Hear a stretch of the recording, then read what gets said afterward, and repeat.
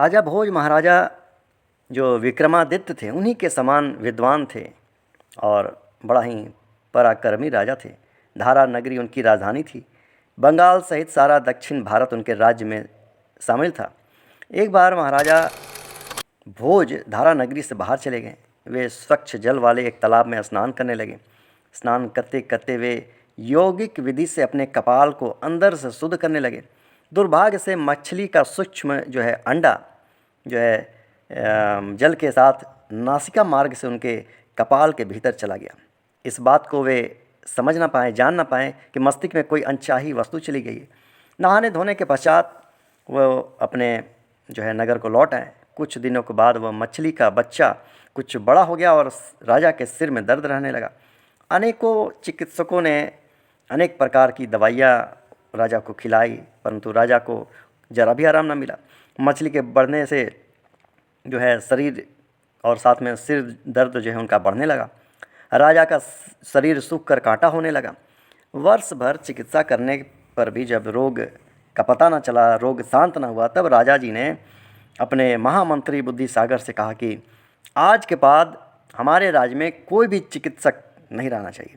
दवाइयों की चर्चा करने वाली सभी पुस्तकों को जो है उठाकर फेंक दो, नदी में बहा दो।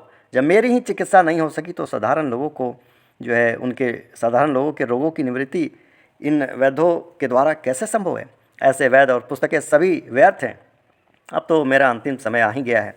राजा की निराशा भरी बातें सुनकर सब विद्वान और कवि वहाँ जो उपस्थित थे सभी दुखी थे।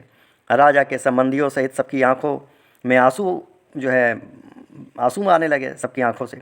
राजा के रोग का समाचार देवलोक में भी पहुंच चुका था। वहाँ इंद्रदेव अपने आसन पर विराजमान थे। जब उनके कानों में यह समाचार पहुंचा कि धारा नगरी का राजा भोज भयंकर रोग से पीड़ित है और उनके सभी वैद्यों और चिकित्सक जो थे उन्होंने अपने राज्य से बाहर निकाल दिया है तथा आयुर्वेद शास्त्र को भी असत्य कहकर उसकी पुस्तकों को जो है नष्ट करवा दिए, तब राजा इंद्र जो हैं उन्होंने अश्वनी कुमारों से कहा कि हे स्वर्ग में रहने वाले अश्वनी कुमारों, यानी आप वैद्य हैं, आयुर्वेद शास्त्र झूठा हो कैसे सकता है, आप जाइए।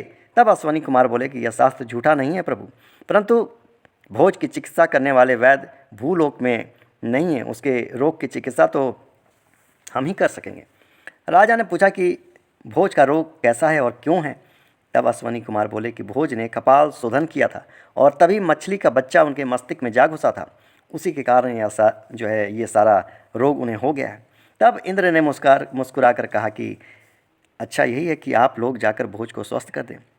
वह विद्या विनोद का आधार और शास्त्रों का प्रचार करने वाला राजा है, बड़ा ही गुणी राजा है, उसको स्वस्थ रहना बहुत ही आवश्यक है।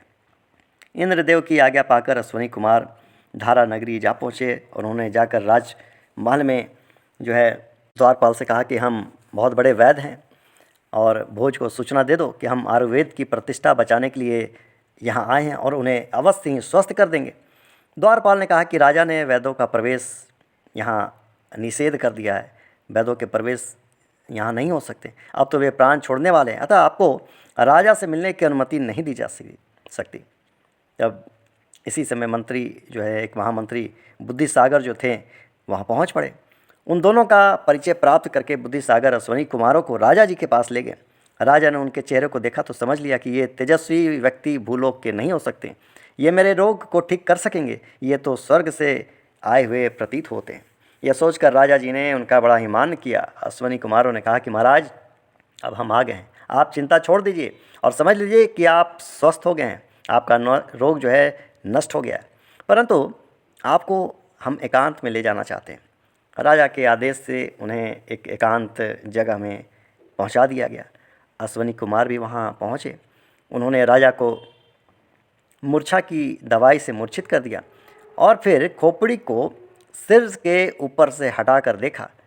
अब तक मस्तिष्क में अनेक छोटी छोटी मछलियां पैदा हो चुकी थी। अश्वनी कुमारों ने सभी मछलियों और उनके अंडों से मस्तिष्क को स्वच्छ करके पुनः खोपड़ी ऊपर से लगा दी।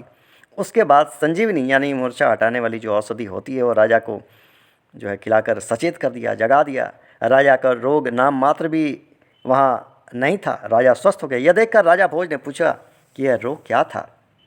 तब देवताओं ने रोग का कारण मछली के बच्चे को बताकर कहा कि कपाल स्वच्छ करते समय ही मछली का बच्चा आपके मस्तिष्क में चला गया था और अब उसका वंश बढ़ चुका था।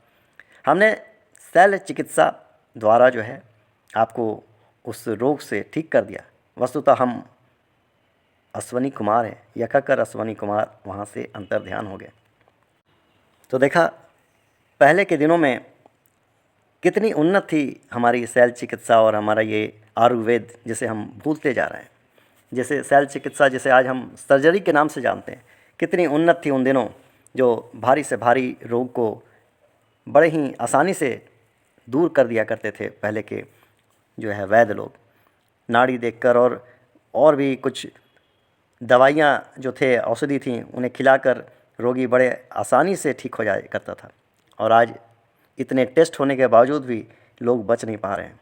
आयुर्वेद को अपनाइए, उसे बढ़ावा दीजिए, ताकि फिर वो समय आए जब हमारा आयुर्वेद फले फूले। जय श्री राम।